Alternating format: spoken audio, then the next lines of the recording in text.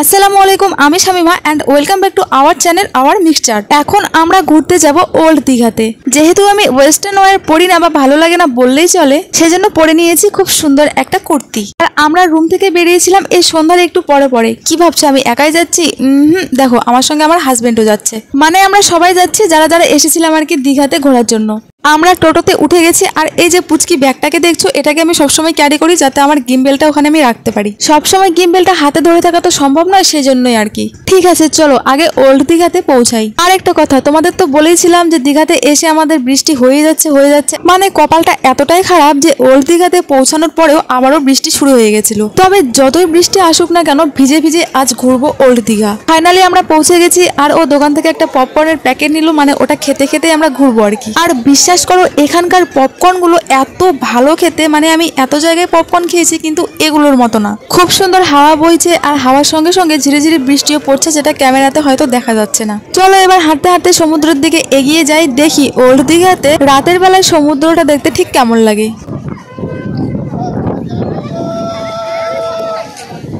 সন্ধ্যার দিকে নিউ দীঘাতেও আমরা ঘুরতে গিয়েছিলাম, তবে ওল্ড দীঘার তুলনায় নিউ দীঘার যে ঢেউগুলো আসছিল সেগুলো কিন্তু অনেকটা কমজোর ছিল ওল্ড দীঘার তুলনায়। এখানে মানে ওল্ড দীঘাতে ঢেউটা কিন্তু খুব বেশি, আবার এখানে রিস্কও কিন্তু অনেকটাই বেশি। সমুদ্রের এই উথাল পাতাল ঢেউগুলো দেখতে কিন্তু বেশ লাগছিল। পপকর্ন খেতে খেতে আর গল্প করতে করতে দেখো আমরা ঘুরে বেড়াচ্ছি। তারপর দেখো চলে আসলাম আমরা মার্কেটের ভেতরে। এই মার্কেটটা কিন্তু একদম সমুদ্রের কাছেই। দীঘা ঘুরতে এসে সমুদ্র, হ্যাঁ সমুদ্রটা আমার ভালো লেগেছে, কিন্তু দীঘাতে না আমার যেটা পার্সোনালি মনে হয়েছে যে দীঘাতে সেরকম কোনো কিছু নেই। শুধুমাত্র সমুদ্রটা, মানে সমুদ্র দেখার জন্যই মানুষ দূর দূরান্ত থেকে আসে আর কি। তবে সমুদ্রের আশেপাশেই রয়েছে মার্কেট, যে মার্কেটের দোকানগুলোতে কিনা বিভিন্ন রকমের নিত্য নতুন জিনিস দেখতে পাওয়া যায়। আর এটার একমাত্র কারণ হলো যে সমুদ্র দেখতে তো অনেক লোকেরাই আসে আর এসে এখান থেকে কোনো না কোনো কিছু কিনে নিয়ে যায়। দেখো কাঠের বিভিন্ন রকমের জিনিস, আরো কত কি, মানে এখানে কিন্তু বেচা বিক্রিটা খুব ভালো হয়।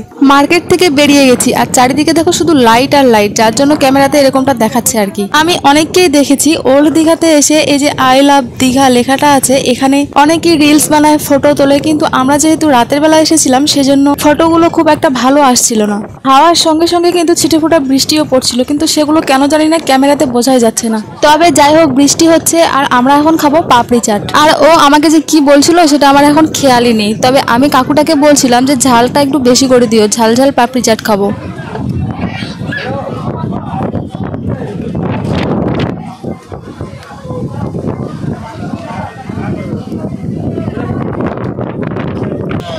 দীঘার পপকর্ন আর পাপড়ি চাট দুটোই আমার খেতে বেশ ভালো লেগেছিল। পাপড়ি চাটটা খেয়ে তাড়াতাড়ি শেষ করি, এখানে আর বেশিক্ষণ থাকা যাবে না কারণ খুব ঠান্ডা লেগে গেছে। পাপড়ি চাট খেয়ে আমরা রুমে চলে যাব। সমুদ্রের ধারে হাওয়া হবে সেটা স্বাভাবিক, তবে হাওয়ার সঙ্গে যে বৃষ্টি পড়ছে সেটাই কিন্তু বেশ ক্ষতি করছে আমাদের। সঙ্গে আমরা ছাতাও ক্যারি করেছিলাম, তবে ছাতা এই হাওয়ার মধ্যে কোনো কাজই করছিল না।